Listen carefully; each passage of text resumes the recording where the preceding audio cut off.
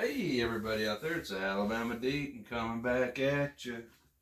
Okay, so we are going to now be working on this cyclops. We want to put it onto the naked 3135 that now has a dial, so it's not so naked anymore. And I have never attempted this before, but we're going to do it together and take it step by step.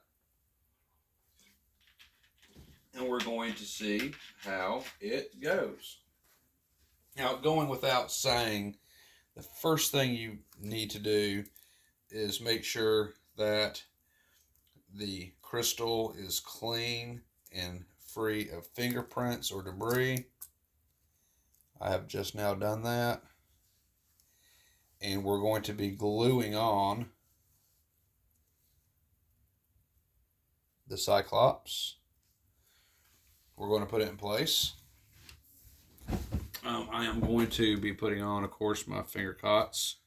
Protection. And then we're going to hit it with ultraviolet light. And I hope what I have truly is ultraviolet light and not just some color. You know, you got to be careful what you get from overseas because you never know what you're going to get. But if this is correct, then this should be taking care of that. So let me find my finger cot that I think that I can reuse. Got it on. And then finally the last one here. Because I will use my finger cots a couple times if I can get away with it. Just to save $1 or $2 here and there. We all have to be a little frugal in our spending. So I have, of course, my cyclops bubble. It is right there. It is the correct size. I was worried about that. And we're going to be taking it out of its package.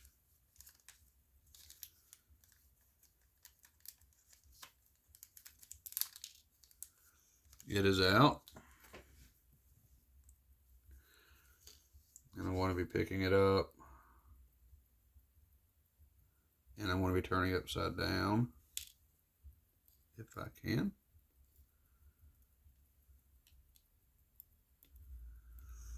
Make sure that there's nothing underneath of it that's going to be sticking. There we go. Now, so I do have this. Move the watch out of the way just for a minute. We have the cyclops. It is sitting right there. I need to add a little bit of ultraviolet adhesive.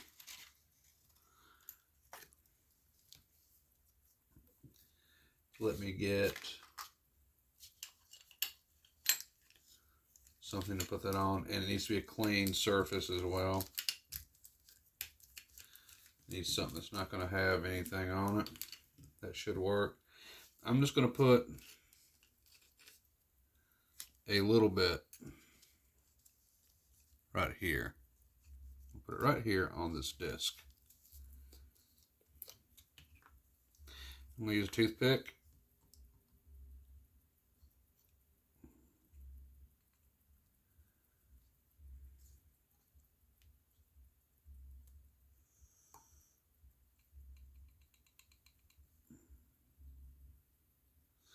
There we go. That should be enough glue for that. Now, they say this glue will not set until it indeed will not set until it hits ultraviolet light. I'm going to do a test run on that real quick. So I do have some on here.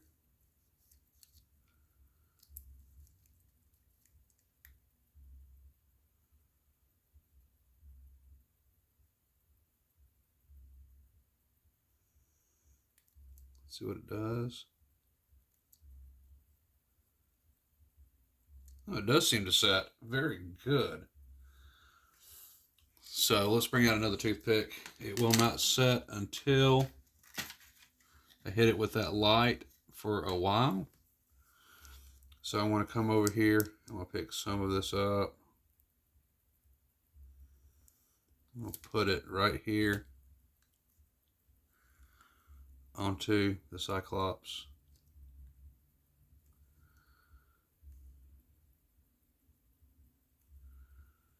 I don't want it to overfill.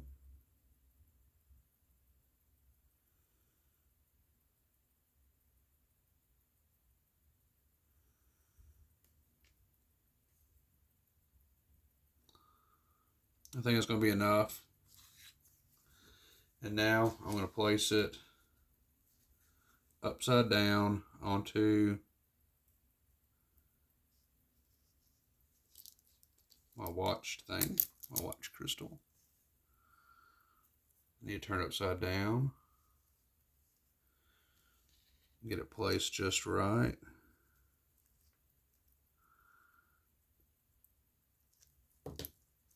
Let me move this out of the way just a little bit.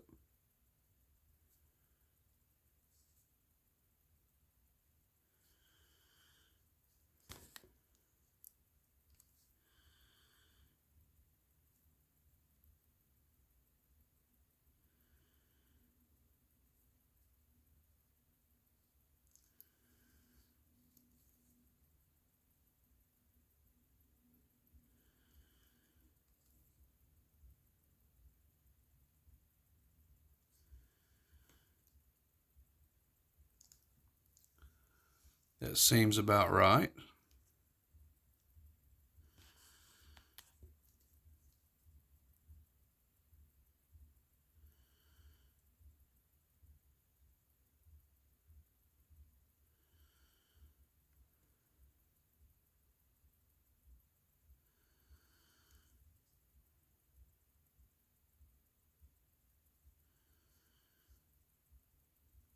Okay.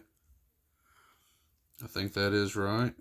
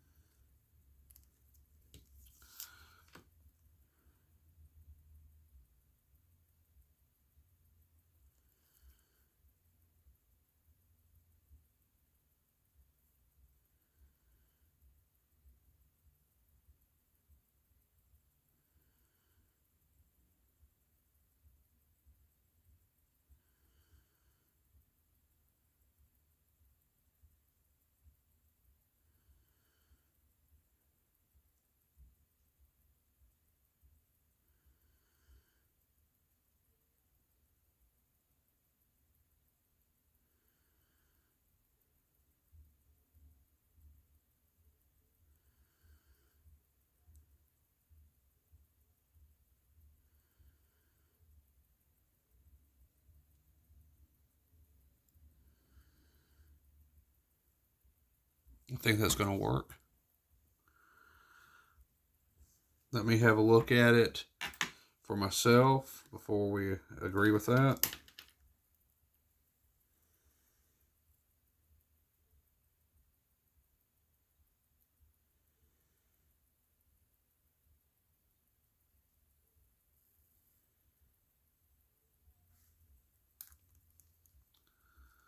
That seems to be just fine. And now I'm going to hit it with this ultraviolet light.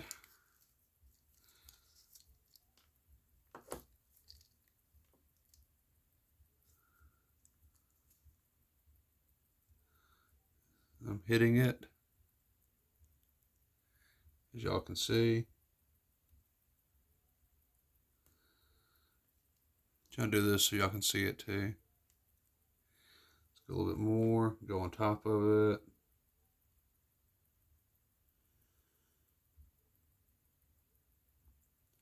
Let's make sure it sets.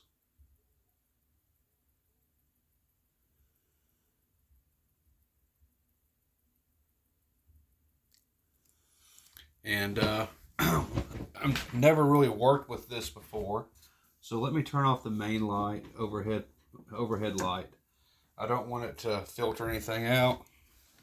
So now we're going to hit it with just that light.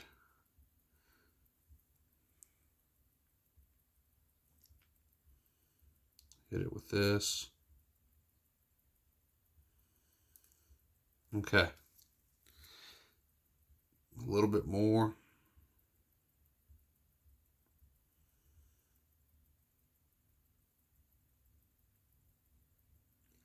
It's making my loom come alive.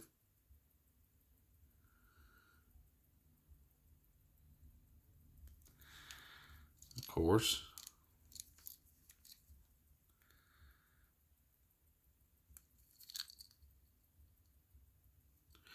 Okay, I'm just going to let it sit just like that. Now, if we've done this correctly, and if this is truly an ultraviolet light, then this should set. I'm going to come back over my toothpick, and I'm going to see where we're at on that. Let me hit it with this ultraviolet light on this toothpick.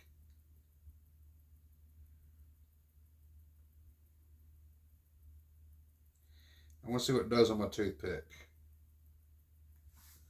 So I'll bring that into focus. I want to hit it with my toothpick. I want to see if it's going to do the same thing. It seemed like it was drying.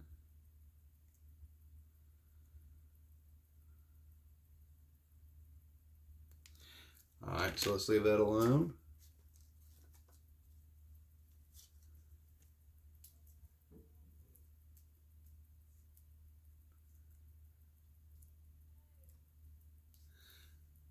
Now, I don't know what to make of that. Do I need to let it sit? Do I need to leave it be? And I think we will on the cautious side of it. We're going to move the Rolex I have here, and we're going to move it over, and we're just going to let it just sit. Now that it's been hit with ultraviolet light, I'm not sure if it's an instant drying reaction. So that does line up pretty well. Or if this is going to take a little bit of time. Oh, that's just gorgeous looking. Oh my God, that looks good. Look at that, folks. So we're going to see if this actually dries. We're going to leave it be. And I'm going to take it over and I'm going to let it dry. And we'll see what happens. We'll come back to this in a later video, and we're going to see what it does. But as I know it, it should be an instant. It should be an instant reaction. But in the case that it is not, then hey, we're just going to let it be. I'm off camera. I know you can't see me. I apologize for that. I'm going to hit it one more time. And I'm just going to let it go over this cyclops.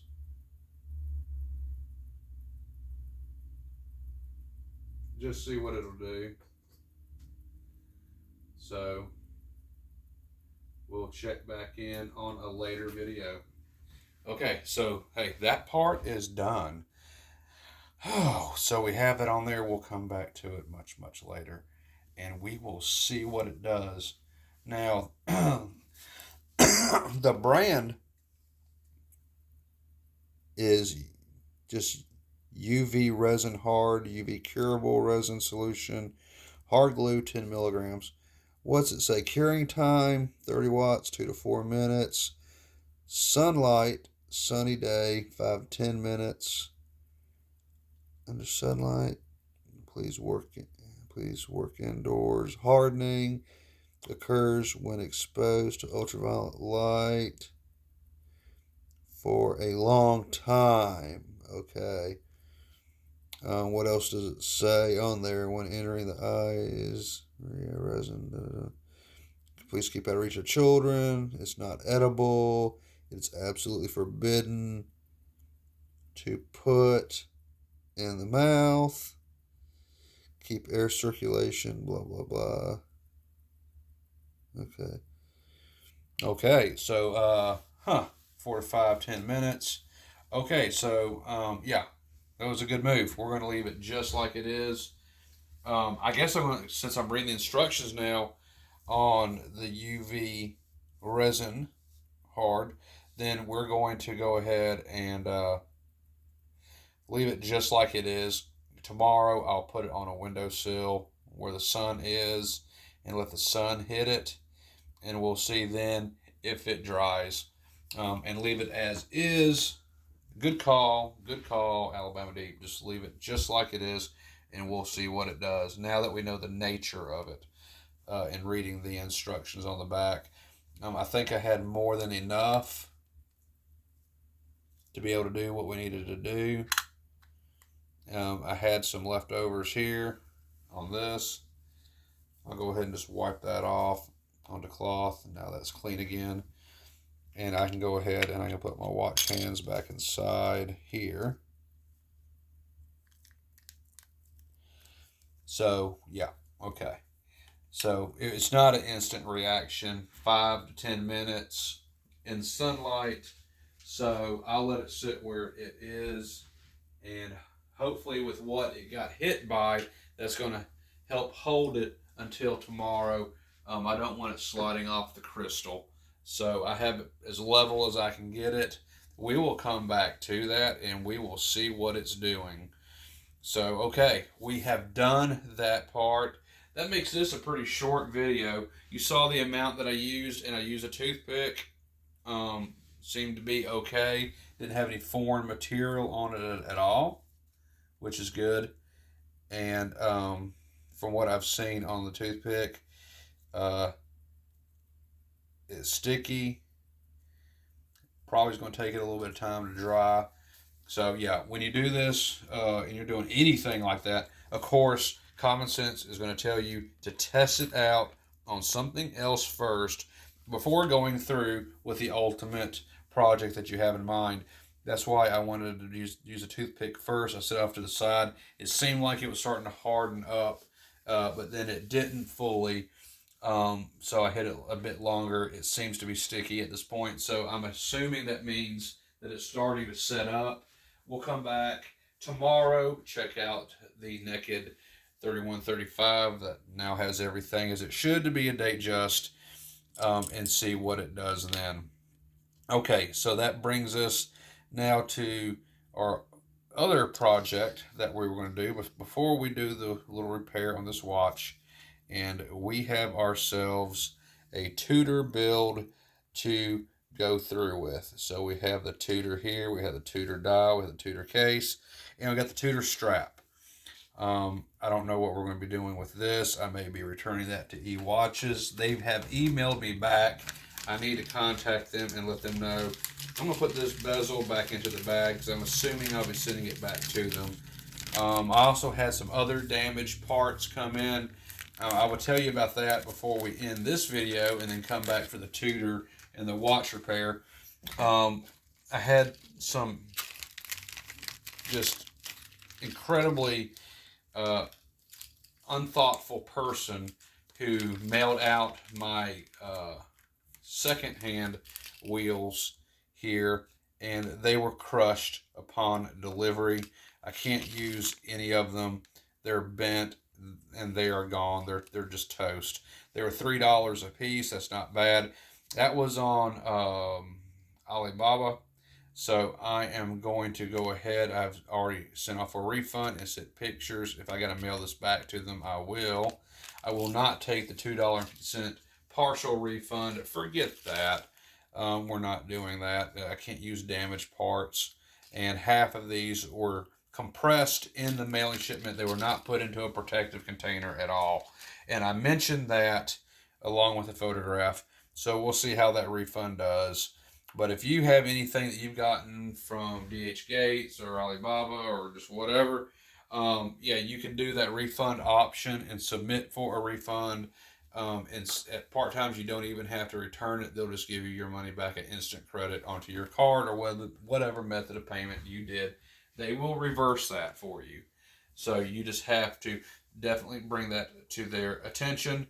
I do have to fight with them quite often, at times, but they will always eventually refund your money. I've had good luck with that. I don't know about anyone else, but that's just an option that you can, in fact, do. Okay, so keep that in mind. If you have anything that has been damaged, you can get your money back that way. Hopefully, I've had a bit of success with it. Okay, so we're going to end this video here as short as it's going to be. This was part 2 of the videos I was talking about last night. Up next is this tutor build. We're going to be putting it together.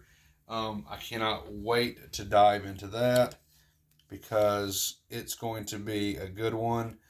Before I do, let me gather all my parts. I need to have them ready for this project. Let's see. Yes, and then there is the tutor. We can't see it from there, but there is my tutor rotor that's going to be going onto this movement. That is in our next video coming up. So stay tuned, or watch the next one, as these probably already been uploaded. So that's coming up next, and then we'll move on finally for our watch repair on the fourth and final video that we have for y'all today. And then we'll be moving on to some other projects. I will mention that I've had quite a few people reach out to me and ask me if I would restore a few of their watches. I have agreed to do so. I've actually builds is the correct term for that, and they're wanting to use mainly all authentic parts. I have no problem with that, just as long as the dial is real, the case is real, the crown is real, the crystal and bezel is real, as you know, the head of the watch. As long as that is real, I don't have a problem with it, because that's not stealing anyone's intellectual property. That is a brand that you have bought personally, and you can do with it with whatever you want to do. You can resell it for money or anything else. They can't stop you at that point. The only time that they can hurt you is if you're using replica parts. If you're using a Rolex dial that was not made by Rolex, then you are more than, not to mention you're profiting off their name for something they didn't make, number one. And number two, you're selling like a counterfeit item, which they can come after you for. And I'm not going to do that. If I'm going to do any type of watch deal or sell, it's going to have to be the genuine parts that we're dealing with. And we do, in fact, have that coming up ahead with multiple watches. I decided I'm going to start doing that for people. If they want to have 80%, 85% real Rolex reassembled and restored, I don't have a problem with it, because I didn't make that dial, I didn't make that case, I didn't make that bezel. Rolex made all that, and I bought that because of that brand name, and I can resell it if I want to. So that's exactly what I'm going to do. Just as long as we're talking about mainly everything is legitimate, I don't have a problem with it. If it's a counterfeit item, I'm not necessarily going to build that. I will repair it, because once again, it's not something I made. It's just something that I'm fixing. I didn't make the watch. It was already made when I got it. I'm just restoring it or fixing it. I can do that as well. But if I'm going to build something that I'm going to make money off of and sell, it has to be at least 85% genuine. And that we in fact do. We have people wanting to put money into it. So that's what we're going to do. Just a little announcement on that. Let's go ahead and end this video. I'm going to upload it, and then we're going to come back and we're going to do this tutor build. We're going to see how it looks on the wrist. I'm going to wear it for a whole day at work. We're going to see how it's going to do. And I'm eventually going to replace this fluted bezel with a much more blingy option. We'll do that as soon as I can get one in. All right, guys and gals, I'll see y'all coming up very, very shortly after this one is loaded up and I take care of a few things. Then we're going to build this tutor watch project with everyone here, and I invite you to come along with me for that journey. So I will see y'all in a little bit. Thank you for watching. Like, share, subscribe, comment below, and I'll see you on part 3.